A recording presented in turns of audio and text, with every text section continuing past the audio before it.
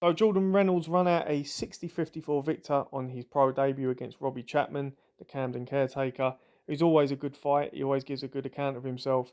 Reynolds landed a lovely left hook as they traded. He boxed well. The only aspect of his boxing really that concerned me was the amount of head clashes. He needs to sort of just get that out of his game. He can't allow that to happen, especially at this level against journeymen who will come in with the head.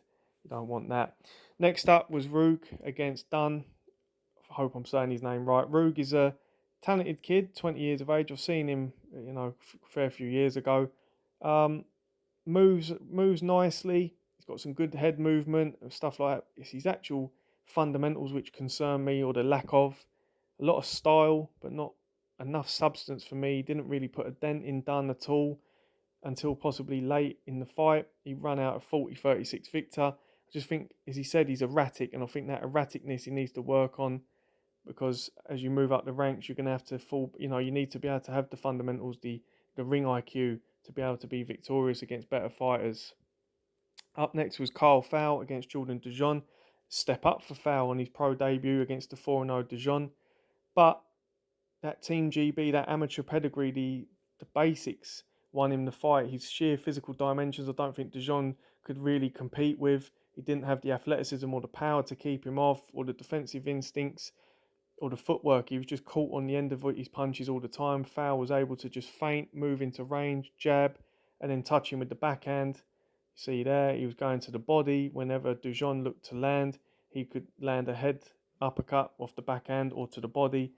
Dujon just didn't move his feet enough. He wasn't catching him off angles. He was setting his feet far too long, a lot of posturing, and it was allowing Fowl to move him back towards the ropes and land the shots through the seam and to the body. Something that Dujon did as well. When he did throw his right hand, he would come out of balance. He would throw his right hand, and then his right foot would follow through, and he would get caught with the backhand uppercut. Dujon, no shame in the defeat, but a good victory for Fowl moving forward. Isaac Lowe, look, he's got to get moving on really now. I like Isaac.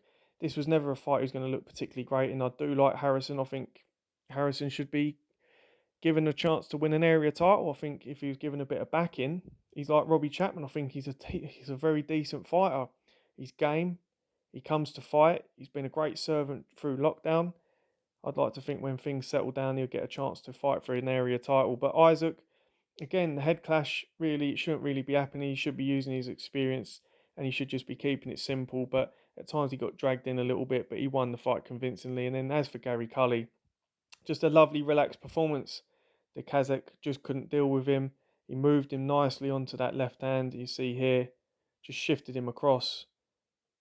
Takes a step on the outside. 1-2, bang. And that was all she wrote. Good night of boxing.